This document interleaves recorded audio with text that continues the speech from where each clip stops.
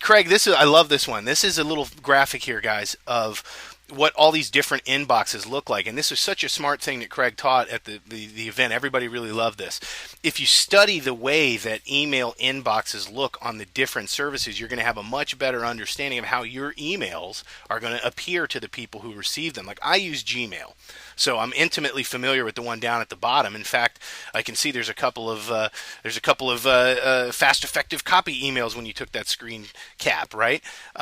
So that's what the Gmail inbox looks like. And we mentioned earlier that you can see some of the some of the actual text that's leading in. So you got to be cognizant of what your opening lines say, because people can preview that right in their inbox. Not so much on the one on top. I don't know. Can you tell us which ones are which, Craig? Do you know what's what? Yeah. So the one on the left is one called Sparrow, which is for the Mac, and I got it because it said it was a minimalist email client. But what they meant by minimalist was it looks like Twitter, which didn't work for me. But I thought it was interesting that they actually tried to make it look like Twitter. And I'm guessing if I had hooked it into my address book, there'd be the photos next to everybody's face, Kind of look which is like an interesting. iPhone. Look kind of like an iPhone app to me. It's almost like the size of a mobile device, right? I was kind of thinking that might have been a mobile app. Yeah, well, I didn't show the full app. I just showed the sort of inbox listing, and if you see that I have clicked on one, then next to it, it would actually show the message. But look how it shows up. You see the person or the sender at the top, as opposed to the subject line. Whereas in the top one that you see, that's Apple's Mail running on Mac, and the top horizontal one. And there you see the subject line first, and then over you see the sender and then the date. And then the one in the middle is Thunderbird. And again, you see the subject first, and then the sender, and then the date. But you can see that in almost all the inboxes, the most important information is the sender and the subject line. And those are the first two things people are going to see.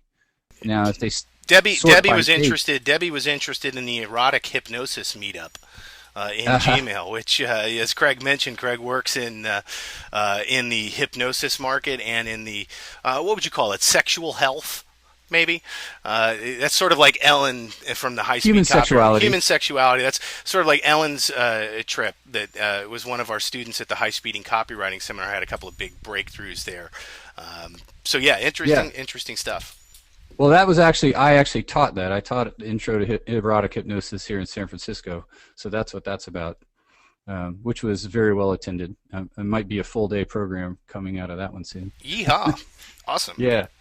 But the point of this is, study different inboxes and look what your message looks like when it shows up.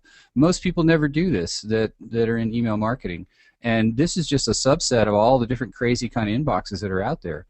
And so you kind of got to know what's going to be the most visible, what's going to get it open and read, what is going to look like A pile as opposed to the B pile and get deleted right away.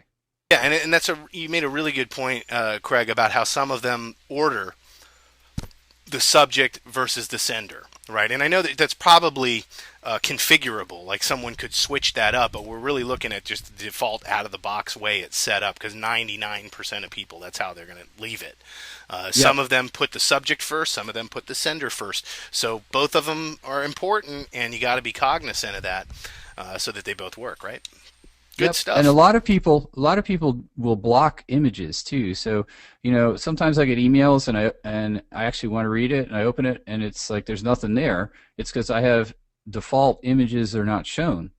And, Yeah, me too. a lot of people have that. So now in order to read the message, I actually have to make an effort to flip the switch.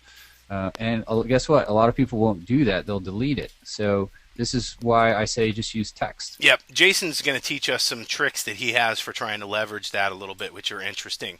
But my philosophy has always been to keep it simple and do it the other way. But there are some tricks. If you do have graphic heavy HTML type template stuff, which in some cases people need to have for whatever reason, there are some ways that you can optimize that to get the most get people to turn on their images automatically for you, or at least when they read your message. And so we'll talk about that a little bit next week with Jason.